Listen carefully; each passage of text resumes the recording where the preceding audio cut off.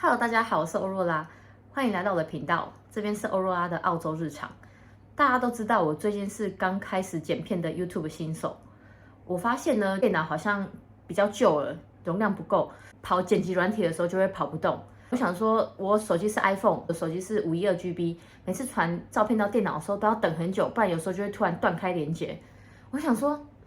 那这样我就干脆去买 Apple MacBook 好了。那我现在人在澳洲。那我是可以用什么方式买到比较便宜的 iPhone？ 因为我10月要回台湾，那我就刚好可以退税10%，那就开始做功课。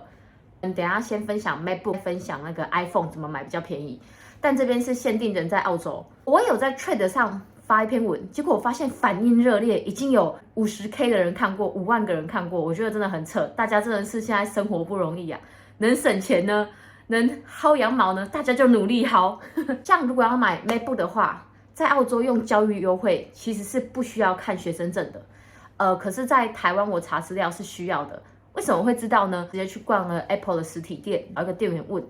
然后他就是跟我解释说，对，现在澳洲用教育优惠，澳洲官网里面你往下拉就有那个 Education Store， 点进去 K12或是 For University， 那你就点 University 点进去。那你就会到 Education Store 的网页，你就去点，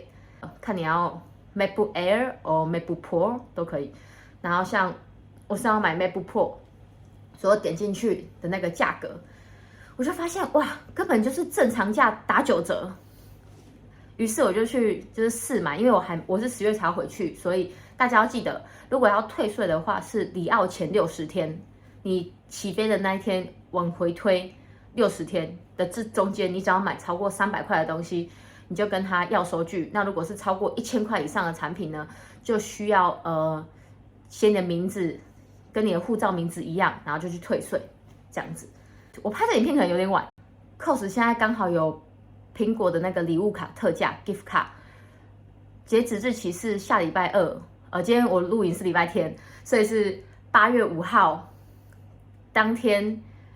COS 关门前都可以去买，20倍的 Flybuy 点数就等于是打9折的概念，10% off。我买 MacBook， 我就打算COS买 Flybuy 点数，然后打9折，然后之后退税可以再打9折。又用 Education， 所以Flybuy 点数可以打9折，2退税可以再打9折，3学生优惠去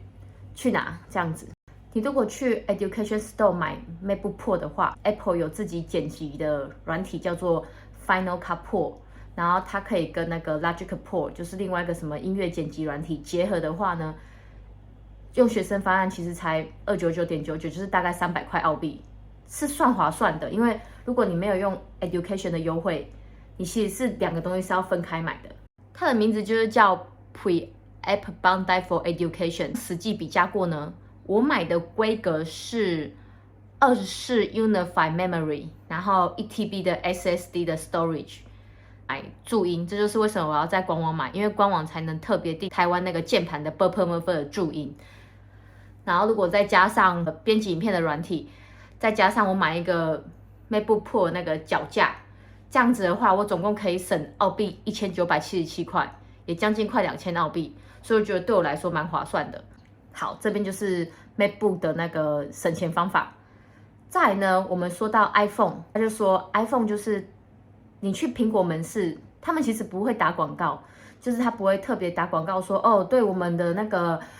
Apple Store 也可以做那个 Price Match， 就是 Price Match 是澳洲就是独特的，就是你去某一家店，你只要有办法找到别家店有比这家你去的那家店更便宜，那就跟他讨价还价，他就可以帮你就是把你去的那家店的价格跟其他比较便宜的价格，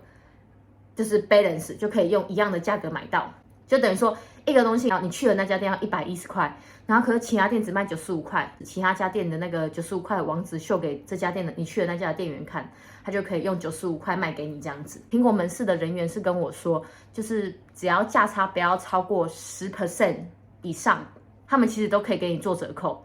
所以就是，可是